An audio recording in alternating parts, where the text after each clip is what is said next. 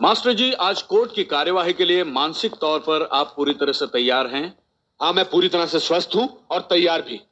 आप कार्रवाई शुरू कीजिए। मिलॉर्ड, ये रही पैनल ऑफ डॉक्टर्स की रिपोर्ट। इस रिपोर्ट के बारे में मैं कुछ देर के बाद बात करूंगा। मिलॉर्ड, इस सच्चाई से इनकार नहीं किया जा सकता कि एक गवाह को अदालत की कार्यवाही में जहनी तौर पर परेशान होना पड़ता है। कानून के हाथों कोई गलत फैसला ना हो, इसलिए अदालत में कुछ मुद्दों को बार बार दोहराना पड़ता है, छेड़ना पड़ता है। आज गवाह के कटघरे में खड़े एक अध्यापक के चेहरे पर परेशानी देखकर मुझे भी बहुत दुख होता है। माय लॉर्ड, मेरी जिंदगी में एक अध्यापक की बहुत बड़ी अहमियत है। मैं बचपन में बहुत बड़ा शरारती था और एक अध्यापक ने मुझे सुधारा था। उसी अध्यापक से मेरे जीवन को एक सही दिशा मिली, इसलिए आज मैं हर अध्यापक की बड़ी इज्जत करता हूं।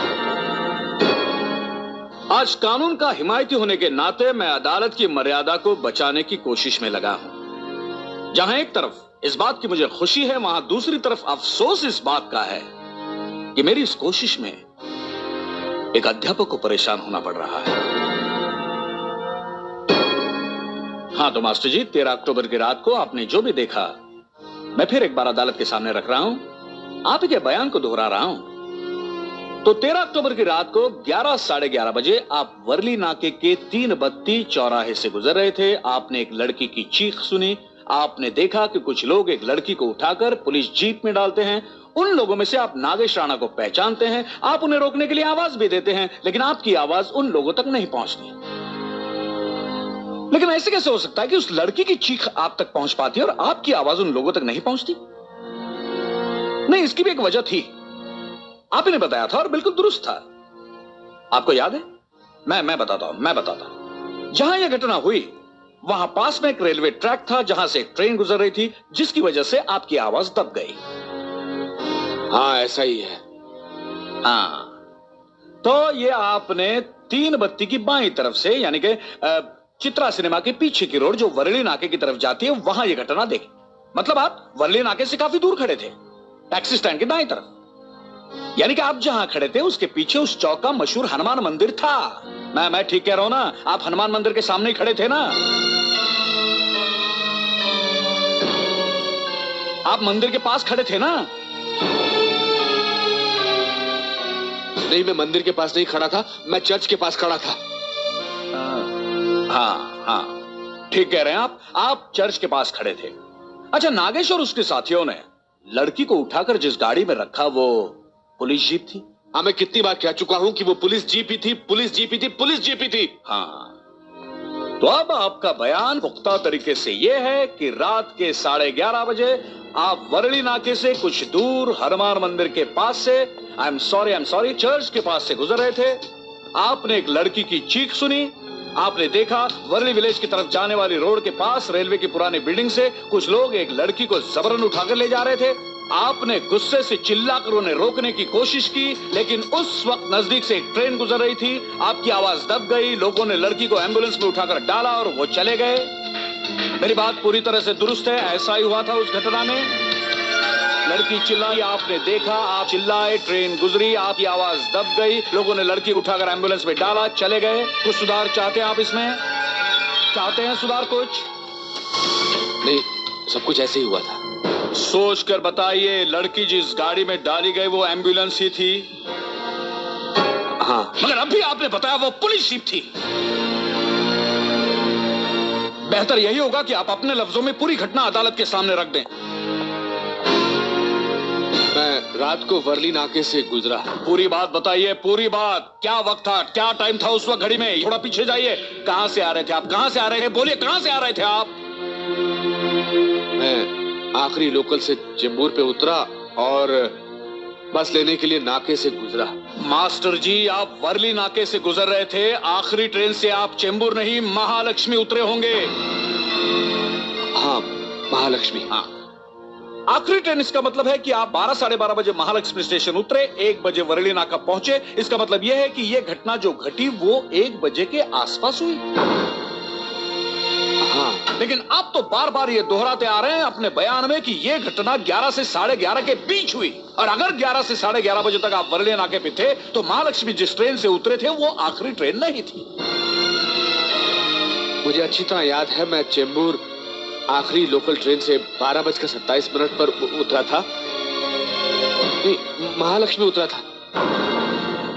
आप किस ट्रेन से किस वक्त कहां उतरे, ये सवाल आपके लिए अब भी खड़ा है। खैर, वर्ली नाके की वो जगह जहां खड़े होकर आपने ये पूरी घटना देखी, आपके पीछे कोई इमारत थी? हाँ, मैं हनुमान मंदिर के पास खड़ा था। आपके पीछे मंदिर नहीं था, चर्च था, चर्च। बयान में कहा है आपने। هل تعاني من القشرة आप कभी महालक्ष्मी उतरते तो कभी चेंबूर। घटना के वक्त आप कभी चर्च के पास खड़े होते तो कभी मंदिर के पास।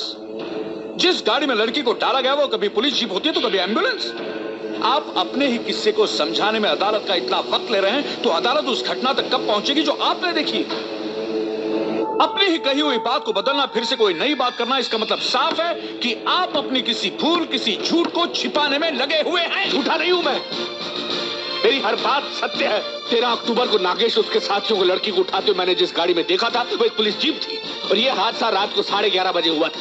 और जहां से खड़ा मैं सब कुछ देख रहा था उसके पास एक चर्च था। लेकिन कल रात को 1 बजे चेंबूर नाके पर नागेश ने जिस लड़की को उठाया था उसे उठाकर एक एम्बुलेंस में डाला था, और जहां से खड़ा मैं एक घटना देख रहा था उसके पास एक हनुमान मंदिर था। ये दोनों घटनाएं अलग अलग है वकील साहब, आपकी समझ में कुछ आया कि नहीं? इसका मतलब कल रात आपने ये घटना दोबारा देखी? हाँ, मैंने एक घटना दोबारा देखी। कल रात चेंबूर नाके पर नागेश ने फिर से एक लड़की को उठाया? हाँ, कल रात चेंबूर नाके पर नागेश ने फिर से एक लड़की को उठाया था। लॉर्ड, मास्टर जी के इस किस्से के तार को मैं छेड़ना नहीं चाहता। नागेश, जिसे क्राइम ब्रांच के लॉकअप में पुलिस सुरक्षा में पूरे एहतियात के साथ रखा गया है, उसे कल रात मास्टर जी ने चेंबूर नाके पर देखा। माय लॉर्ड, मास्टर जी की दिमागी हालत को बेहतर समझने के लिए मैं आपके टेबल पर रखी हुई रिपोर्ट पर आना चाहता हूं। रिपोर्ट में यह साफ है, उन डॉक्टर्स ने भी मास्टर जी को दिमाग की एक खास बीमारी का शिकार पाया है। क्या मतलब है आपका? एक मिनट, आपको बोलने का मौका दिया जाएगा। 1 मिनट। माय लॉर्ड, ऐसे केसेस में पेशेंट की मेंटल कंडीशन ऐसी हो जाती है कि वो आंखों से देखता कुछ है और समझता कुछ और है। मसलन सड़क पर वो भीड़ देखता है, मजमा लगा हुआ है, तमाशे का लोग मजा ले रहे हैं, उसे लगता है किसी को पीटा जा रहा है। बस या ट्रेन पकड़ने की जल्दबाजी में सामने से कोई भागता हुआ नजर आता है, उसे लगता है उसका खून करने आ रहा है। ऐसा आदमी हाथ के रुमाल को सांप समझकर चीख सकता है, किसी के हाथ में पकड़ी हुई कलम को रिवॉल्वर समझ सकता है, टेलीफोन की घंटी को बिजली का कड़कना समझकर घर के खिड़की दरवाजे बंद कर सकता है। ऐसे आदमी के लिए हर चीज के मायने, उसकी पहचान कुछ और बन जाती है। ऐसे आदमी को हर चीज से एक खास किस्म का डर बना रहता है। अभी रुमाल, कलम, टेलीफोन, सांप, बिच्छू, इन सब की बनावट अलग अलग है, इनका कामकाज अलग अलग है, इनका रंग रूप अलग है, बिल्कुल अलग है। अब आप मुझे बताइए मास्टर जी, आपके जेब में क्या रखा हुआ है?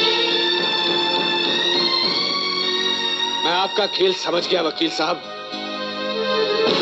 मैं समझ गया कि आप अदालत में यह साबित करना चाहते हैं कि सच्चिदानंद अग्निहोत्री जो इस वक्त इस गवाह के कटघरे में खड़ा है एक पागल आदमी है। लेकिन मैं आपको बताना चाहता हूं मैं पागल आदमी नहीं हूं। मैंने वही बोला है जो मैंने देखा है, और मैंने आज तक जिंदगी में कभी झूठ नहीं बोला है। आप जानना चाहते हैं कि मेरी जेब में क्या है? मैं आपको यहां तक बता सकता हूं कि आपकी जेब में क्या है। मेरी जेब में ये कलम है जिससे लिखा जाता है। मैं जानता हूं कि दीवार पर वो जो चीज है वो एक घड़ी है, और उसमें इस वक्त 4:38 हुए हैं। मैं जानता हूं जो आदमी उस मशीन के आगे बैठा है वो एक टाइपराइटर है। मैं जानता हूं कि टेलीफोन से बात की जाती है, कलम से लिखा जाता है। मैं ये भी जानता हूं कि लोगों की भीड़ में जो औरत बैठी है वो मेरी धर्मपत्नी है, उसका नाम गायत्री है, और उसके साथ जो आदमी बैठा है वो मेरा समधी है। मैं ये भी जानता हूं कि मेरा बेगुनाह इकलौता बेटा जो इस वक्त जेल की सलाखों में सड़ रहा है और उसे छोड़ा नहीं जा रहा। मैं जानता हूं कि ये चश्मे का कवर है, और ये क्या रहे आप पागल साबित करना चाहते हैं? मैं जानता हूं कि ये चश्मे का कवर है, और ये क्या रहे आप पागल साबित करना चाहते हैं? मैं पागल नहीं हूं।